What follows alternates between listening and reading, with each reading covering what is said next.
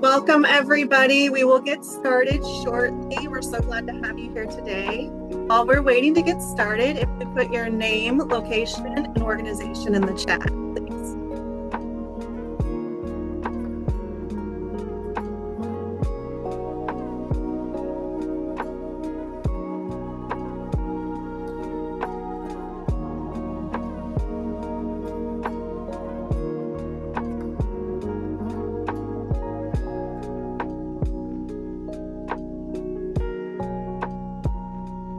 Hi, everyone. Welcome to Resilience Through Connection. Our session will begin shortly. While we're waiting, if you could put your name, location, and organization in the chat.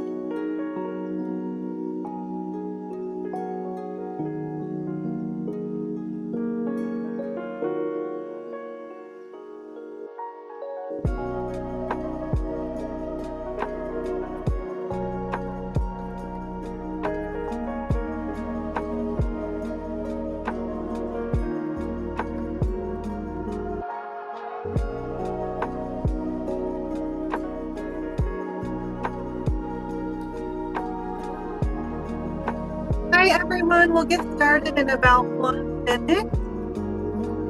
We've invited everyone to put their name and information in the chat, and we will also share our land acknowledgement there for everyone to read over as we begin.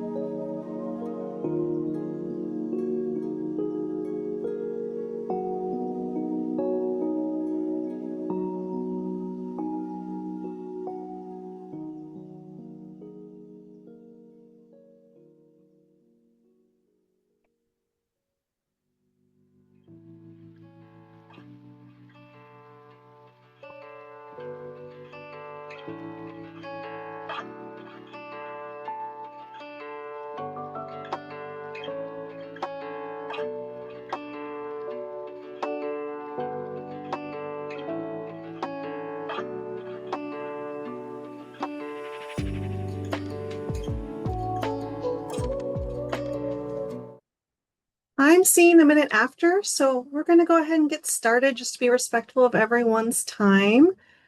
I just want to welcome everyone to session 4 of Resilience Through Connection. We're so grateful to have you here today. Let me get to my right slide here. So my name is Jessica Reiswig, and I will be facilitating today. I'm also the project director of Project ECHO at Minot State University. This series is sponsored by North Dakota State Suicide Prevention Program and is funded by the North Dakota Department of Health and Human Services, the Behavioral Health Division. The Resilience Through Connection ECHO focuses on the factors that shape social connection and loneliness while sharing practical strategies to build skills, resilience, and meaningful relationships. Our sessions are open for anyone to join, but we do have a special focus on those supporting individuals with disabilities and mental health challenges. This series also highlights protective factors for suicide prevention, the importance of connection, and resources that help people feel supported. Your participation is essential to the success of our ECHO sessions. Our goal is to create an interactive community where everyone connects, learns from one another, and supports each other. We encourage you to stay engaged, be present, and share your thoughts. Your feedback is incredibly valuable. Feel free to put questions in the chat at any time. We'll monitor those and address those during designated sharing periods. Our sessions are recorded for educational purposes. If you're not comfortable being recorded, that is fine. You would be welcome to turn your camera off. Also, if you have a case you'd like to present for one of our case narratives, you can please reach out to us and we'd be happy to accommodate that. Privacy is essential. We ask everyone to avoid using real names or identifying details about individuals they're supporting or any of their contacts. We want this to be a safe and respectful environment for everyone. You can earn professional development credits in social work or peer support by attending our sessions. To receive credit, complete the evaluation that is shared in the chat or within iEcho after the session. You must complete those evaluations and attend live online to qualify. Some quick housekeeping. The Zoom links are emailed out about an hour before each session. Check your email for that, or you can log into iEcho to access the Zoom link. Recordings, slides, certificates, and resources will be posted in iEcho within about a week. And one last housekeeping reminder is just for everyone to keep their microphones muted during the presentation portion. And now I'm delighted to introduce our speaker today, Elizabeth Johnson. I will go ahead and stop sharing so they can share their presentation. There you go. Thank you, Jessica. On my side, it looks like your slides are, there we go. Okay, wonderful. And let me do a share. How's that visual for everybody? That looks great. Okay, wonderful. Well, good afternoon. Wonderful to be here with all of you. I was just looking at the chat box and kind of getting a scan of where you're all coming from, what personal or professional spaces you walk within. And this is a really amazing group of people. So I'm really grateful to be able to connect with you all for an hour or so today. So the focus of my presentation is going to be on building grief literacy, or embedding more grief-informed approaches into kind of all the relational spaces within your life, whether it's personal or professional. Some of the learning objectives of our time together will be just to give us a sense of what is grief literacy and how does it foster more compassionate care within communities and organizations. Recognizing the various types of grief and looking to develop skills to really normalize conversations to talk about grief and loss. Again, whether that's in personal or professional kind of contexts. Looking at empathy bridging tools that we might utilize to normalize some of these conversations, to have people think about kind of what support specific to them might look like. And then identifying ways to also prioritize self-stewardship, recognizing that walking into spaces of grief, whether it's kind of supporting a person in your more personal circles or professionally, takes a lot from us. And so how do we find places of balance within that particular role? So just to give you a little bit of kind of understanding of who I am the co-founder of a nonprofit called the Peaceful Presence Project. We're based here out of Oregon. I work as our executive director, and we do a variety of different things, including we train individuals to the end-of-life doula or the death doula skill set. We work a lot with hospice and palliative care professionals, clinicians, and community members to encourage more death and grief literate approaches within individuals' work. And I was brought into this work really through my own grief experiences. I've had a lot of loss in terms of family and friends. And then one of the experiences that was really core to my life, I was pregnant and went through a full-term pregnancy, 40 weeks in a day, went into labor. And my son, unbeknownst to all of us, had a true knot in his umbilical cord. And so what initially was what felt like a very kind of normal birthing process turned into a medical emergency, and we were forced to remove him from life support, and he died the day after his birth.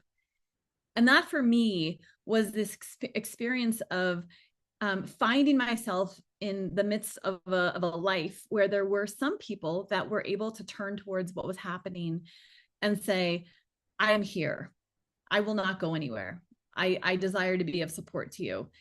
And the majority of my world looked at me and said, I have no idea how to be of support in this scenario, and kind of removed themselves. There was this retraction that happened. And so it really was that personal experience that opened up for me this question of how do we cultivate a different level of capacity, competency, and willingness within our culture so that people have the opposite experience of what I encountered, which was that sense of, I don't know what to do with this. And so I highlight all that to say that I don't intend for what I share today just to be conceptual or, kind of theoretical or, more of an intellectual exploration, but to really just to highlight, I as well have been at the center of deep grief and loss. And a lot of what I share today is informed by that. So I just want to talk briefly about kind of to situate ourselves within our own culture or cultures, but kind of here within the United States, and think about some of the social norms that impact our ability or our inability to really skillfully support one another during grief experiences. And some of the things I note here on the screen, have emerged from both personal and professional things that I've encountered on a daily basis. So, first of all, I think our culture really sees grief as being very messy and very grim. And oftentimes in our mind's eye, right, these are things, these spaces that we kind of want to alter or fix or clean up. And we're so embedded within what's known as this kind of mastery orientation to the world around us. We really regard ourselves as people who can solve problems, right? Most everything that we kind of encounter has an answer or a way out or something, if we're just smart enough, we can address this. And so one of the byproducts of this is that we tend to look at everything in life as this potential problem that can kind of use our solving, including grief.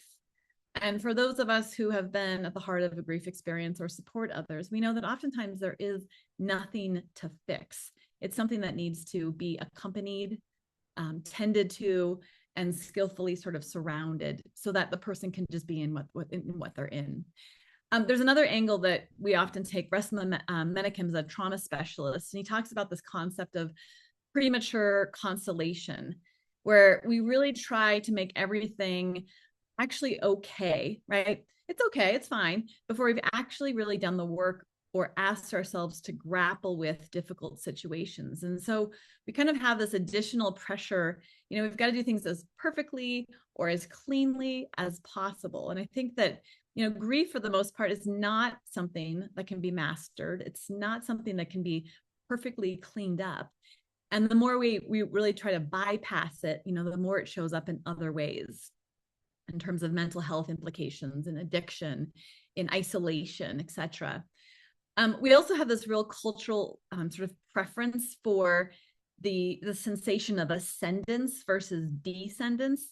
I follow closely the work of Francis Weller, who's a psychotherapist. He wrote a beautiful book called The Wild Edge of Sorrow. And he talks about the fact that we really love this feeling of, kind of levity, of being happy. And our individual and collective values often source from this ability to, pull yourself up from your bootstraps, right? Push through. It's all this over focus on reestablishing yourself as this productive person, right? That I am just all right. And so a lot of times people who are suffering or grieving are met with intolerance, with frustration, because they are not mirroring this very kind of persistent cultural narrative that says, well, you are valued, right? When you show us you can overcome adversity, when you are strong, when you can be productive. And so because we don't talk about grief and suffering in very honest ways, we're oftentimes stuck in this territory of distortion, of denial.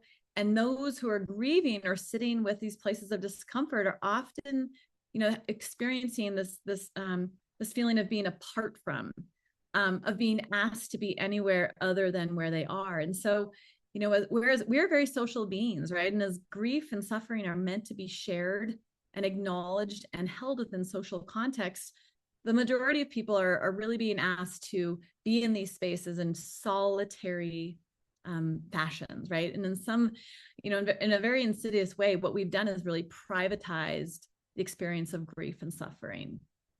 And so, in our discomfort, whether we intentionally or out of a lack of awareness or practice, we tend to make people be in their pain alone, right? And we know the implications of that.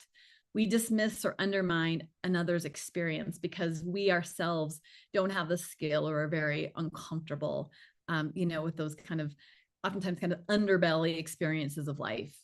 We really do all we can to bypass our own suffering, because oftentimes we ourselves also don't have the tools or the practice to be with that, which is uncomfortable. We really put pressure on ourselves to make things better, to say the right thing, to find the magic fix. As we'll talk about in this presentation, oftentimes, there is no magic fix. There is no perfectly right thing to say. And we really fail to listen to others' stories and what is happening for them, because there's this hyper focus on them being better, right? And so, as I have this quote from Richard Rohr on the screen, right, this knowing that pain that is not transformed is transmitted. And so, what this reveals to us is that, you know, we walk around in this very pain and grief kind of illiterate and avoidant world. And the consequence of this is that we don't know how to show up for ourselves. There is this constant transmission of this pain.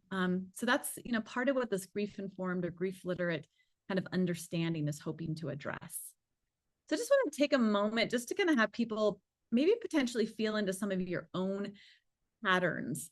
And kind of, you know, not being overly intellectual about this, but maybe kind of just feeling into somatic realities for yourself and reflecting on a time in your life when something was ending. Maybe somebody that you love was going through a death and dying experience, or maybe if you haven't experienced death, you know, maybe if someone close to you, thinking about another kind of ending that you've experienced, a relationship, a job, you know, something that carried some level of deep emotional intensity to it. And as you kind of reflect into this, I'm just curious to think about, how did you respond and what did you feel? And in your mind's eye, maybe notice if there was this instinct to fight, right? And this is kind of tapping this grief-informed understanding into the nervous system, right? Maybe there was this instinct to fight, maybe anger arose, or, you know, the sense of this is not fair, this shouldn't be happening. Maybe you felt this kind of instinct to flee. Maybe there was this overwhelm by the weight of all that was happening, and there was this desire to escape, right? Maybe you found yourself kind of in that dorsal state, the frozen kind of numbing out and unable to fully process what was occurring. And then maybe, you know, you were actually able to stay present and sort of locate a sense of steadiness in the midst of this uncertainty. And so, you know, as we work to really cultivate this self-awareness, these patterns can emerge in terms of how we respond to grief or loss or moments of really massive transition. And I know for me, I have a tendency to want to flee. You know, something happens and there's this thing that comes up in me. I want to outrun that which feels uncomfortable or kind of beyond my control. And so just to encourage all of us to kind of hold this place of awareness, just as a knowingness, to kind of, you know, see our tendencies or our patterns that really kind of tend to influence both how we show up for ourselves and how we show up for others.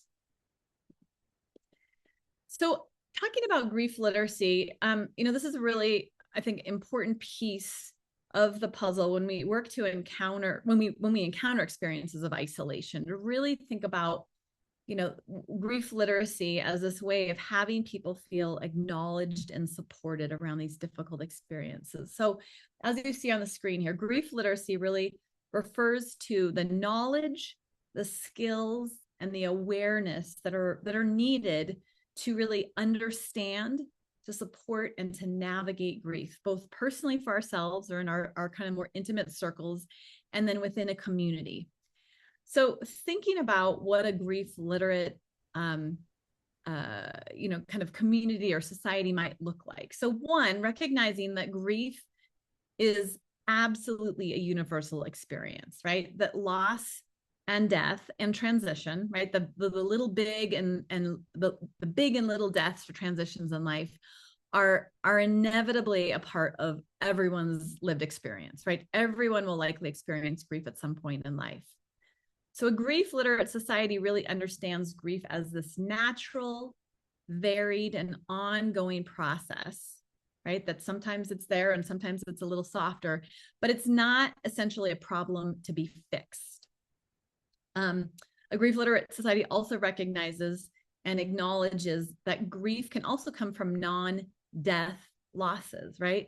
That experiences, like I said before, the losses of a job, of a relationship, of a dream.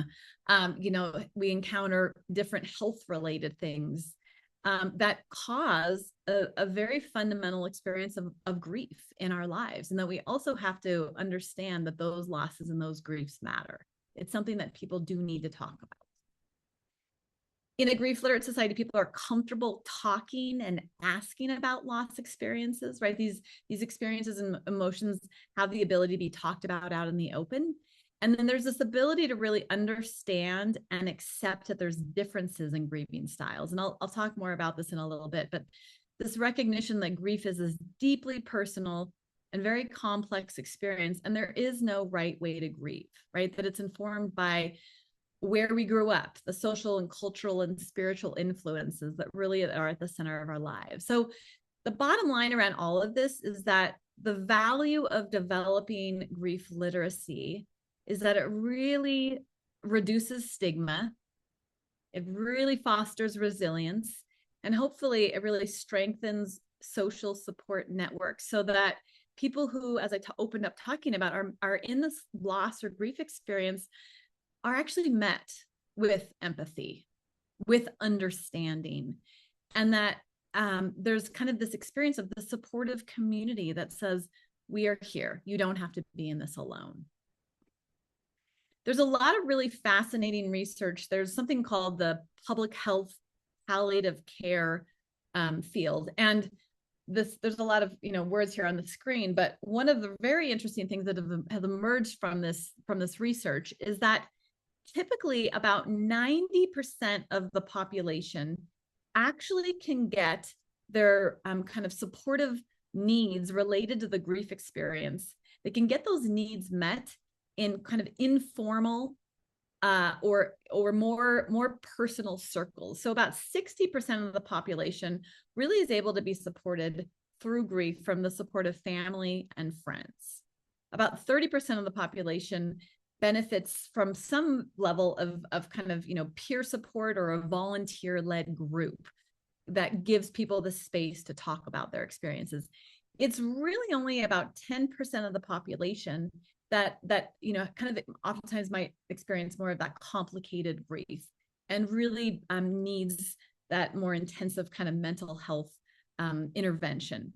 This does not mean to say that we all should not be seeing a therapist if that is good for us, right? That therapeutic support is beneficial to all of us, but it highlights that within the social, professional, faith community, work environments that we find ourselves within, that we all collectively have the capacity to support one another. It's really about 90% of the population that can be supported by these, more kind of formal or informal or personal circles of support, which, fundamentally is really good news for all of us. So just going through, what grief literacy looks like, right? That it is defined as these skills and knowledge that enable thoughtful action and this compassionate care for those in need. And so, as I have here on this slide, not everyone has to be a grief specialist, but everyone ideally is grief informed. And so just working through to explore some of the foundational concepts of grief literacy that really, I think in a lot of ways liberate us from these outdated beliefs or misconceptions about grief. And so the first thing to note, and to really, as you all think about, the people that you are working with, the people that are, in your kind of personal professional circles, one of the first things to note and be able to share with others is that there are no set stages to grief. And I really love this visual.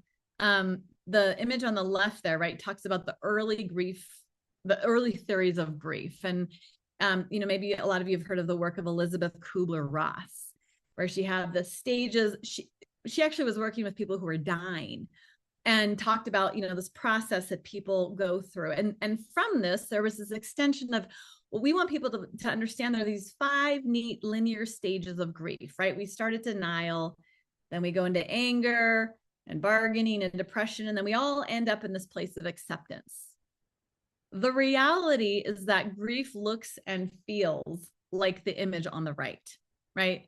You go all over the place. One day you are in absolute shock. The next day you find yourself very stressed. Then you go to helplessness. Then you linger in acceptance for a little bit, and then you're back down into panic state, right? This is a helpful image because people think that they are doing grief wrong, and that for some reason they're the only ones that are having the reality on the right. And so I love being able to share this image with people to show it is not linear. And I've worked with so many people who look at this and say, oh my gosh, right? That's my experience. And to be able to say that is exactly how grief feels. That's exactly how grief kind of works itself through us cerebrally, somatically, emotionally, etc. That there is nothing neat about this process. Another thing to note that there is no right way to grieve. After my son's death, I found that I was grieving in one way and my partner was grieving in a very different way, right? And I thought I was right. He thought he was right. And there was a lot of kind of challenge and coming together around that death experience.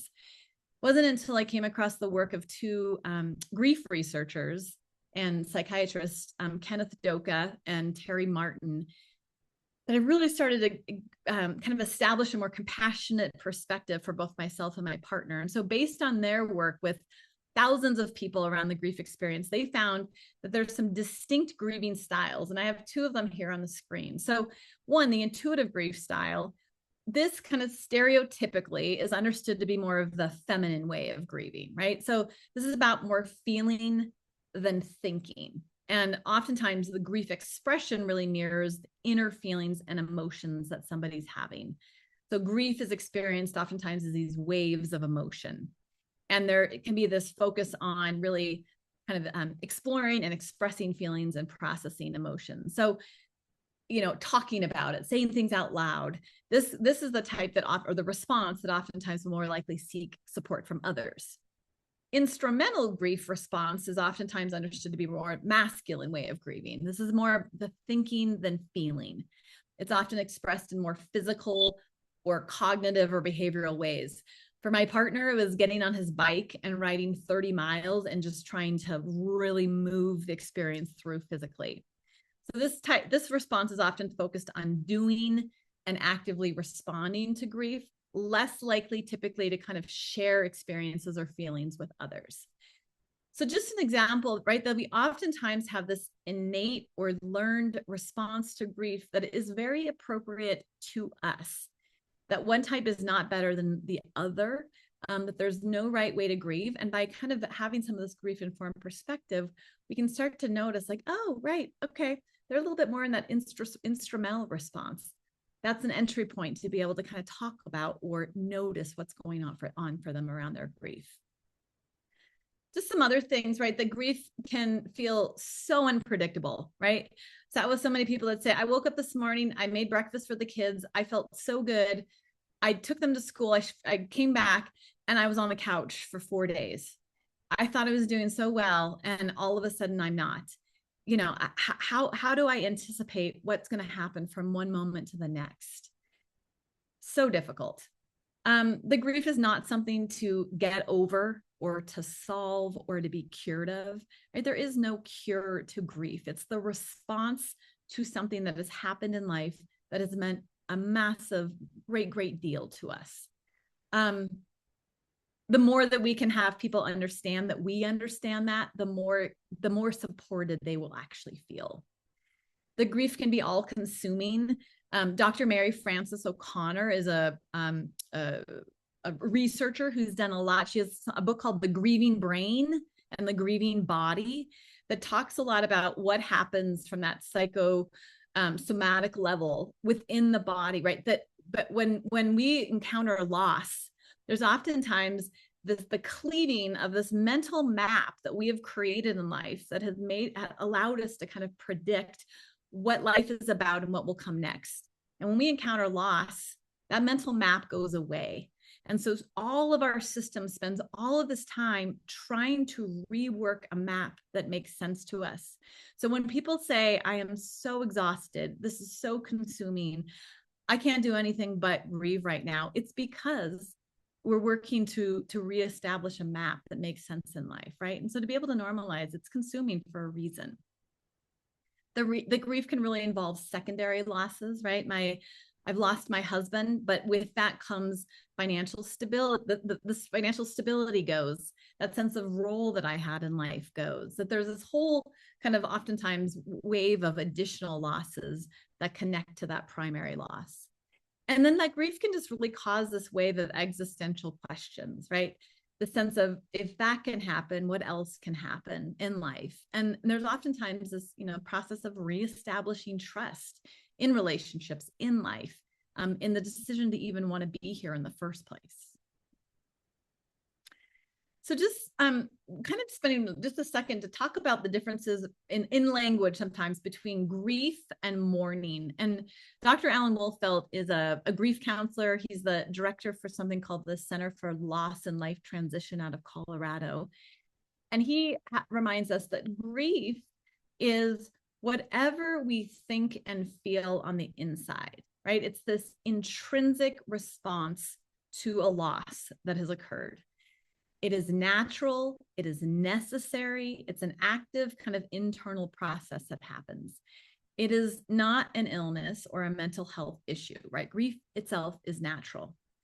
Mourning is this outward expression of grief, right? It can look like crying, the process of sharing memories about somebody, writing about a loss, praying, rituals and ceremony. Mourning is so important because it is the way in which we begin to reconstruct our lives. And as I opened up talking about, we as a culture do not know how to intentionally create spaces where the process of mourning can actually occur, right? We ask people to do that in very kind of private, tucked away fashions. And so I just highlight this to say, as you all are working with people, this question of, what ways are people allowed or invited to actually express, understanding that expression is such an essential part of this reconstruction that does have to happen at some point after a grief experience or in the midst of a grief experience. So just looking at, again, some of the other types of grief and knowing that grief can be connected to so much more than the death of a loved one. And also remembering, in this particular Echo series, we're looking at the experiences of all of us, but including people with disabilities, individuals with potentially kind of poor mental health, kind of feeling into these types of grief. It's important to remember that, many individuals with disabilities experience non-death related grief, right? Like mourning the loss of physical abilities, mourning the shift in independence, mourning the career aspirations I had are no longer possible. And so, thinking about chronic illness or degenerative conditions can oftentimes lead to this ongoing cumulative grief rather than just a single kind of defined period of grief. So what I have here on the screen, preparatory grief is oftentimes connected to the cognitive, emotional, and spiritual responses to the recognition of mortality and impending loss. So an example of this might be the process of recognizing, my abilities are changing, my independence is shifting. The future expectations that I had are no longer possible, right? So both individuals with disabilities and their loved ones may experience this as they navigate sort of this evolving reality of health conditions changing, shifting support needs becoming different. And so unpredictability of certain conditions can also cause this ongoing unresolved grief as, maybe we're thinking about upcoming surgeries or interventions. It's kind of this recognition of what is to come. It's oftentimes mourning this, what could have been, right? Again, a very natural process. While both preparatory and anticipatory grief involve grieving ahead of the actual loss, anticipatory grief is experienced oftentimes by family and friends as they prepare for changes or maybe the eventual death of a loved one, right? Whereas preparatory grief is often felt by the individual facing their own impending transitions or losses. So anticipatory grief is oftentimes involving feelings of grief or loss that are felt before the loss happens. Like maybe family members and caregivers are grieving in advance, kind of the increasing care responsibilities, the sense of, my loved one's life expectancy is different than what I thought.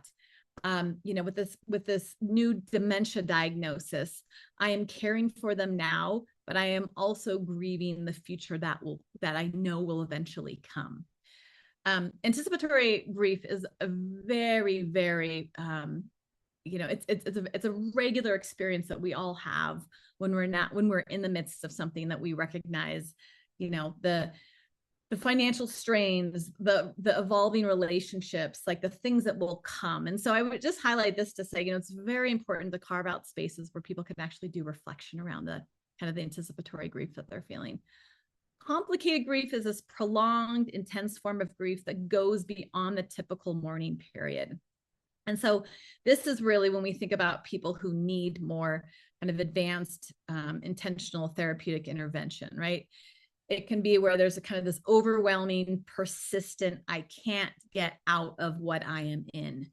Often involves feelings of kind of avoidance or disbelief, the sense of, I am absolutely stuck in this.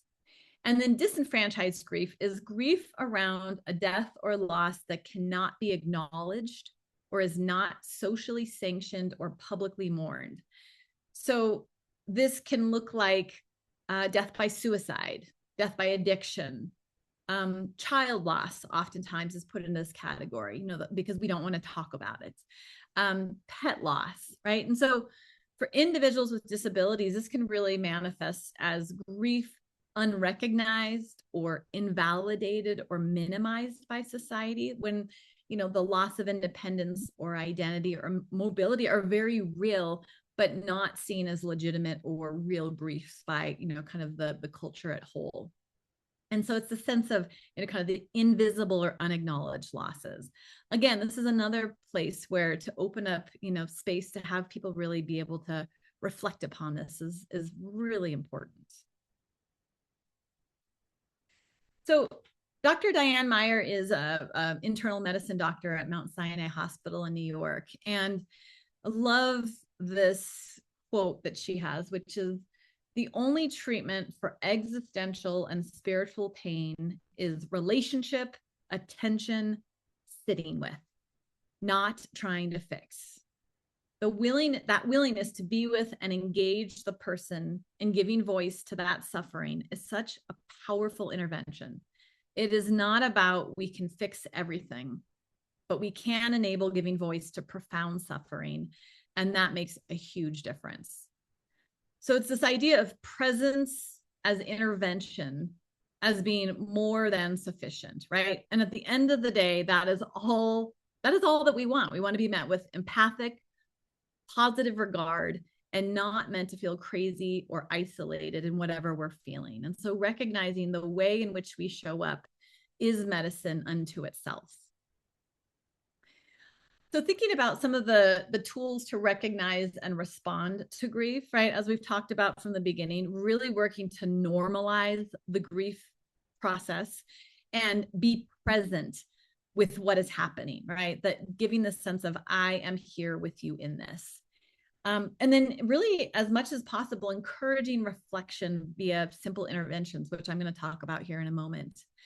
Just to note that, looking as we work with people, looking for signs of depression, whether we see social withdrawal, kind of that consistent sadness or hopelessness that kind of feeds into that complicated grief experience, pervasive anxieties, reoccurring visions or nightmares or suicidal thoughts. Those are all, kind of things to note where we would want to make a professional referral, right? When we think about that line between, oh, this is normal grief, versus, oh, this person actually needs a bit more support, just kind of flagging some of these things. And I've shared these slides and hopefully they'll be shared with you all afterwards, just to kind of, as you're taking note of some of these things to pay attention to. So just kind of thinking about some of the ways that we don't listen when we are accompanying somebody in their grief experience. And this is by no means a kind of exhaustive list, right? That there's a lot more to add to this, but some of the things I think are really important to note. We don't listen with the intention to respond, right? We've all had this experience where we are sharing something that is very significant in our lives. And you have this sense that the minute that you stop talking, somebody is going to come in there, whether it's their own story, whether it's, kind of counsel or ideas about what you should do. When we are in a grief experience, what we need is space, space, space. We need to have the sensation of, I am with somebody who has all the time in the world to really allow me to share, knowing that, maybe I ask for input, but right now I am given the opportunity to really share. Don't deny or invalidate a person's experience, right? How many times have we heard, well, it's not that bad, or you shouldn't feel that way, right? They feel the way that they feel, and that invalidation only will make people be kind of silent and not seek out support for what is happening for them. Don't interrupt, right? Oftentimes we have this feeling of, oh, I just want to get the thing in, or they're in the midst of a thought, but I really want them to know this. Interruption as well just kind of creates that. It's a disruptor that kind of impacts how somebody is really able to be present to their own experience. And this idea of my life story, chapter 43, right? We've all been through a lot in our lives, and we all kind of have probably seen different things that we say, well, this worked for, a different client, or this worked for my brother. Oftentimes when we're in the grief experience, we are not tracking details. My life story, chapter 43, is not going to actually be helpful to the person who's with me right now. It's just too much information, right? So thinking about and being really extra discerning about what aspects of my story or my professional kind of experience are helpful here, and where will this be overwhelming? Don't ask unending questions, right? Oftentimes we have this sense of, wow, curiosity and, oh, well, tell me more. Oftentimes it starts to feel into, is this person in the driver's seat in terms of their storytelling and their sharing, or are they being pulled into territory that they're just really not wanting to kind of to be in, and kind of watching where those questions, direct in the wrong direction. Listening with the intention, do not listen with the intention to fix or problem solve, as we've talked about. And then just kind of thinking about those dismissive platitudes, right? When my son died, the number of times I heard, well, at least you can have another child, where, well, at least you didn't have as much time with him as I had with my son. Well, at least, right? These at least don't do anything for anyone. They actually feel really damaging and difficult to hear for people in need. How we might listen, right? Listening with the intention to really understand, bringing compassionate presence to what is before us. We're seeking to really convey accurate empathy. I really hear the depth of your experience. I don't understand it myself, but I hear the depth of your experience. Thank you for sharing. The sense of being willing to enter into their hell, right? And this can be a tricky one, where we need to have those appropriate boundaries where we are not, with them crying about their experience and then having them care for us, but giving them the sense of, I know that what is happening is so significant that I am here with you in this, right? That in human to human, I recognize the significance of what's happening, and I'm not going to sort of stay on the sidelines. I am here with you. And then, at a loss for words, thank you for sharing with me. Thank you for trusting me. Thinking about bringing yourself to the conversation, working to find that present, centered, and grounded state. Demonstrating presence with, right, that body language, the eye contact, not standing above, really seeking to create an environment that gives the person the sense of, I've got time for this. I am your equal. I want to hear. Listening for content and emotions and sensations, really striving to hear the story on several different levels. And I have a slide that will talk more about that. Right? Really, the important part is not the content. It's the fact that somebody is given the opportunity to share and to reflect as many times as they need. And then maybe to occasionally come in and suggest an emotion or a pain. it sounds to me like you are feeling very disoriented. Is that true?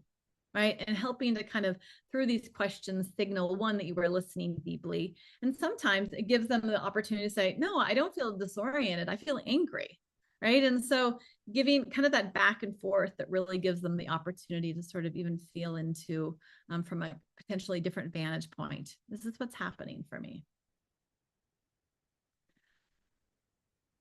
So again, right, we know that loneliness and social isolation really disproportionately affect people with disabilities or kind of mental health challenges. And so it's important to remember that grief support really requires an approach that is accessible and inclusive and very attuned to somebody's unique needs. So just some things to think about, right? We need to do what we can to really encourage accessible and inclusive spaces where people can engage in meaningful social and community life. So, this means actively addressing systemic barriers to participation, right? Thinking about transportation or maybe communication access. And what do we need to offer people? So there's multiple ways to access support, right? And maybe this is a virtual grief group. We do things called connection cafes here in Oregon, where we bring people together to be able to reflect about their death and grief experiences. And one way of hosting that is a virtual cafe where people can join from around the state, if they're not able to leave their homes. We really need to encourage open conversations about fear and uncertainty and change, while also fostering a sense of agency over any future care or support decisions that someone might make, right? Especially for individuals with intellectual developmental disorders, support should really focus on clear and simple communication, right? This could look like using visual aids like picture cards or videos or other things that help individuals process and articulate what they're feeling. Don't assume that if there's not strong emotion being exhibited, that nothing's going on. It might be a matter of helping people eventually express what they're feeling, or noting that they're expressing in a way that we just personally haven't recognized, or that not how we would do it. And then repeating information, right? People with learning disabilities may need information repeated several times to fully understand what we're talking about. And then providing, written resources, making sure things are available in plain language or easy to read formats, right? So really thinking about the audience or the person that we're working with, and as much as possible, kind of tailoring the conversation of the support in terms of what they need. Also, just to that, kind of thinking about the listening that is possible through these different centers of emotional intelligence. So, somebody might be really expressive, from the mind, like talking about the story, right? The who, when, what, where, how, right? That there's logic and intellect that's used to try to process grief. Other people might really kind of move from that heart space, and how they're speaking might be very kind of emotion or feeling oriented, right? That the expression of emotions, or what's happening in the, kind of the emotional body, is where they're going to express. And then finally, there's other people that may have more of that kind of body or somatic expression, right? Talking about, how I feel cold or contracted, or, I'm shaking. So recognizing that, the expression of how somebody's feeling can come from a lot of different centers. And that's also, kind of developing a sensitivity to really be able to kind of watch and assess. It's an ability to kind of read between the lines to see what's going on for somebody. So I just wanted to go into some, and these resources will all be shared with you afterwards. Resources that I have utilized to really help initiate conversations around grief and grief support with a variety of different people. One resource, there's a really great book called It's Okay That You're Not Okay by Megan Devine. And she has some online material called Refuge in Grief. And one of the documents she has is a do this, not that, how to help a grieving friend. and this is, I'm sure, hard to see on the screen, but right, some of the don'ts. Don't be a cheerleader. Don't talk about later. Don't start with solutions. Some of the do's: respect their experience, mirror their reality, stay in the present moment, trust their self-care. These are all really great things, but oftentimes I have found that some of the things on the don't list are actually things that somebody wants, right? Somebody says, I actually need a cheerleader. I need to feel that you send me a message every single morning and you tell me you've got this, right? I am in your corner. Some on the do, right? Do mirror their reality, right? When they say this sucks, say, yeah, I'm fine. Somebody else might say, that does not work for me, right? What I need is for you to remind me of the things that I used to say to you, because that makes me feel a little more sane in this process. All of this to illuminate there is no static do or do not around the grief experience. And so I have used this document to sit down with people and say, let's just use this as a starting point and say, are there things on the don't list that actually do work for you? Are there things on the do side of this list that you really do not like? And it starts to allow you to have a more nuanced, person-centered conversation to say, let's really explore what specific to you might be beneficial, right? A lot of times, if it's kind of the first grief experience that somebody's been in, or they're just in that state of overwhelm, it's really hard to kind of zone in and say, this is what would be beneficial to me. So just a means of kind of like catalyzing some of these conversations. Another example, Clear Morning is an organization here in Oregon, and the executive director lost her 2-year-old daughter in a really tragic car accident. And through this process, she came up with something she calls the Grief Supporters Manual, which were things that a friend of hers said, as your supporter, you can trust that I will let you be yourself, not hurry you along, have an abundance of compassion, be myself and honor my boundaries, etc. So oftentimes you will use this as a kind of a starting point for a conversation as well, and sit down with somebody and say, this is just an example of, sort of a grief supporter's manual. I want to be more skillful, more attuned, more aware of what you specifically might need. And then I as well can be clear with you about the expectations you can have of me as I accompany you in this experience, right?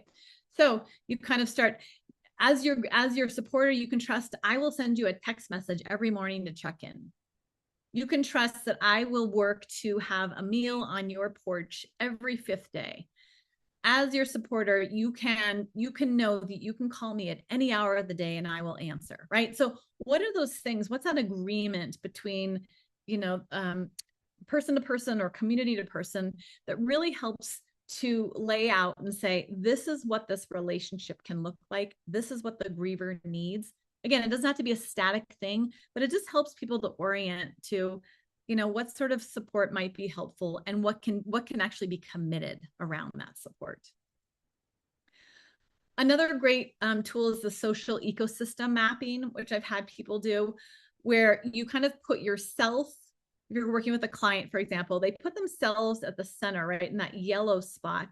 And then you think about, well, who are the people in that next circle out that really are reliable and are able to be there for me, when I actually need support. And you start to map out. This is something that you can do in the midst of a grief experience. This is an exercise I've done with people kind of ahead of the crisis, just to get people to start thinking about who are in my circles, what resources are available to me. And when things get hard, right, who are kind of my most immediate resources or go-tos? And then a circle out, who are the people that, if those people weren't available, what are the resources or people that I turn to? And it kind of helps, for those that feel very isolated or unsupported, it helps to kind of initiate a different orientation to saying, I actually do have people around me. Oftentimes we're in great need. We don't see those people. We don't even know they're there. And so giving people the process of tangibly mapping this out can be another really great resource. In the handouts that you'll be shared, there's some more information about how this mapping can work. The grief positionality model is also, I think, a really amazing tool, very simply explained. So if somebody was at the core of a grief experience, right? My husband just dies. I am the one that is at the center, the aggrieved. The people who are on the circle outside of me are individuals who are deeply, deeply impacted by this experience, but are not necessarily the ones that are at the core of the experience, right? I am the one at the core of this. The concentric circles that work from that kind of aggrieved person out, those who stand on each concentric circle out are slightly more, or excuse me, slightly less impacted by that grief experience. And so what this allows people to do is think about, right, those closest to the loss often carry the deepest emotional burden and likely have the least capacity to do anything, right? People further from the center might be less affected by the loss and have the greater capacity to give support or assistance, right? So the question kind of becomes, for, where am I positioned and what is my role? The comfort in and dump out means, right, the aggrieved goes for support to any of those wider circles.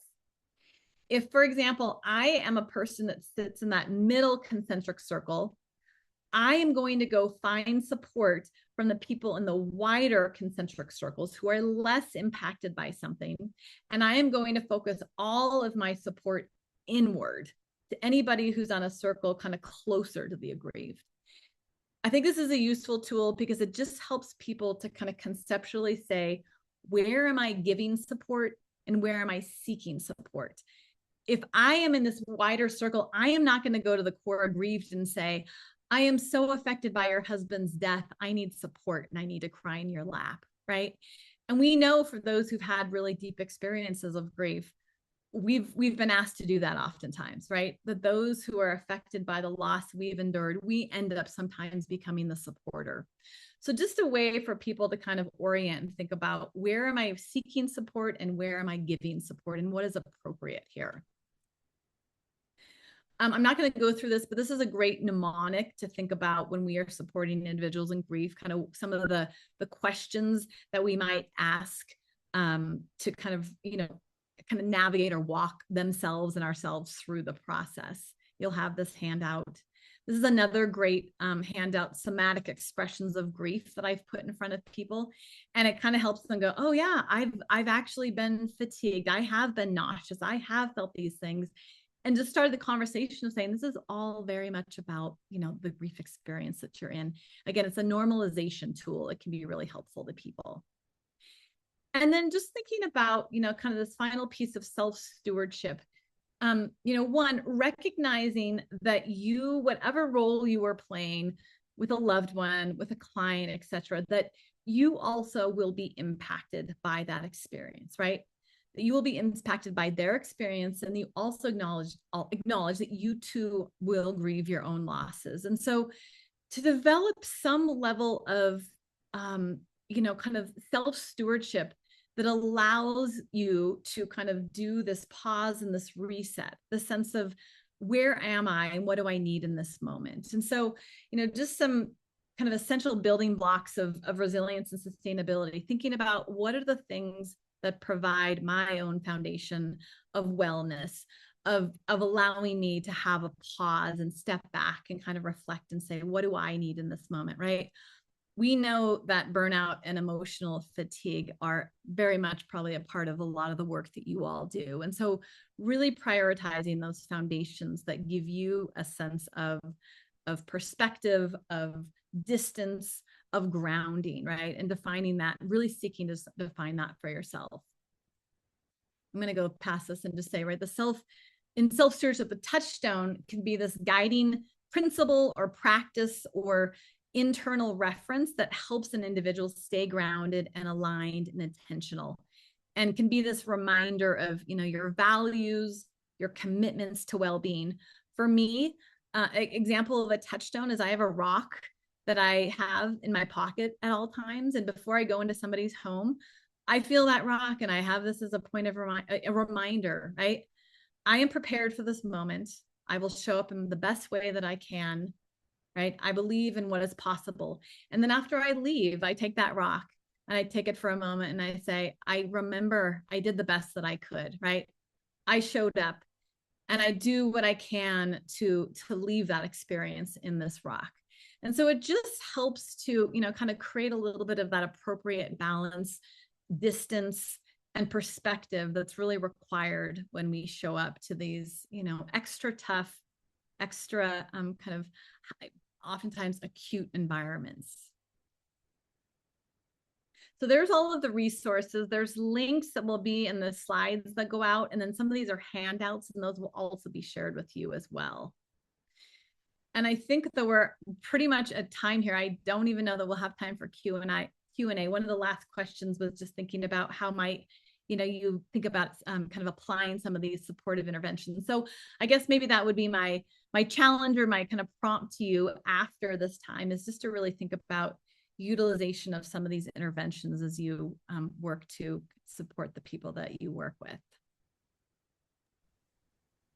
And there's my final slide with contact. There's our website and my email. And anyone that has more questions or thoughts, please feel free to reach out to me directly as well.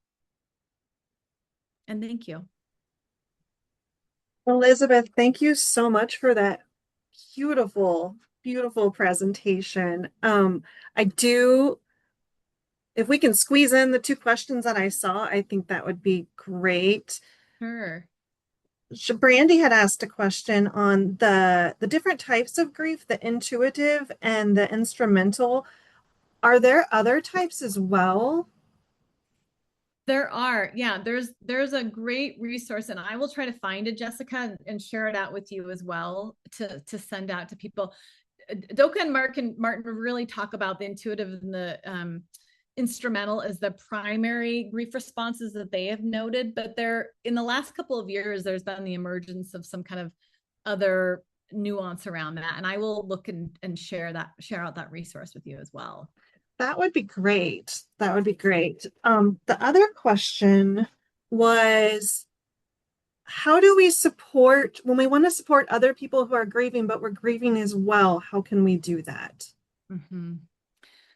It's a really challenging question. I think one of the first, as an example, I have families that reach out to me and they've had a recent child loss. Or this happens in the midst of a grief experience that I'm also finding myself within. And I have to be very discerning to say, what am I able to give in this moment? And I think, some of those examples I shared of the grief supporters manual, or the do this or don't that, or the social ecosystem mapping, include yourself in that assessment, in the articulation of commitments, of expectations, of how you're actually able to show up. When we try to give and we are tapped, when our reserves are low, when we are in the midst of something ourselves, there's no way to do it without kind of really, impacting our own experience. We feel the pressure to give in a certain way. And so I feel like it takes, another really honest reckoning with ourselves, again, just to say, what am I actually able to do here? To map that out for yourself, and then to express that clearly to the person that you're working with. There's times when I've had to actually say to families, right now, I am not in a place to be the one that supports you in this, but I will do my best to find other resources. And you think about kind of the baton handoff to somebody else, another person or organization that at that point does have the capacity. So I think the bottom line is not being afraid to be very honest with yourself about what it will require to show up in the way that you're being asked. I get that family and friends and more intimate circles can be a little harder to work with those boundaries, but I also think it's a practice, right? We lack the practice in knowing how to say very clearly, right now I can do this and not that, and this is what I need this to look like. And so I think as much as it's an offering to the people that you work with, it's also an offering to practice a lot of this with your own kind of life as well. That's a great answer. I heard a story about a woman who had lost their child, and her best friend was also very close with the child. And so they sort of had to separate that time of when I go and I'm with my friend, the mother, with the loss is it's about them and pouring into them. And then after that, when I go back home, that's when it's about taking care of me and my side of the grief, which is very different than what that mother is experiencing. So that makes a lot of sense. I also wrote down, I love the grief support manual that you put up with all the do's and don'ts that you can sort of navigate what each person needs. And I think it's so much better. We tend to say, well, just let me know what you need, or let me know if you need anything, and put it on the griever. And so I'll make sure that's in the resources as well. I love that, just having like a prompt of what to say. So that's great. I don't know if we have any more questions, and I know we're at time. So if there's anything I see in here that we can maybe answer through the resource email, I will do that. Connie says it never gets better, but some days are easier to get through than others. And yes, I agree with that. Sort of like the graphic that was up earlier. Absolutely. Um, yeah. So this was an absolutely beautiful presentation. I appreciate you so much, Elizabeth. I did want to say before we wrap up today that I just want to acknowledge that we're not used to talking about grief. And I'm so thankful for this space to sort of normalize talking about it. It's something that we've all either experienced or undoubtedly will. So this content may have felt heavy to some of our participants. And so just as you transition back into your day, we want to encourage you to take a moment for a mental reset. That might look like taking a few deep breaths, maybe stretching or wiggling as you're able, stepping outside, or just pausing for a moment before you move on with your day, whatever that next task is, because taking care of yourself is an important part of this work. And we just hope you carry the knowledge learned from today from Elizabeth and the space, and you keep the space to take care of yourself as well. So with that said, not very well, but good intentions. Thanks for joining us today. The evaluation was put in the chat. I think maybe one of the links wasn't working, but the last one should be. And there's also the QR code up on the screen. I will also make sure that evaluation link is emailed to anybody. And we hope that you return next week. We'll have Renee Cardarell, and they will be presenting on social polarization and loneliness. And we hope you all have a lovely day. And thank you again, Elizabeth. It was absolutely lovely. Thanks for being here, everyone. Thank you.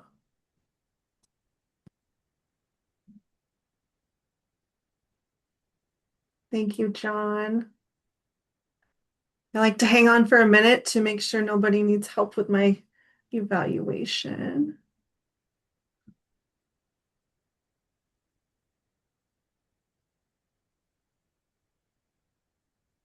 So many thank yous.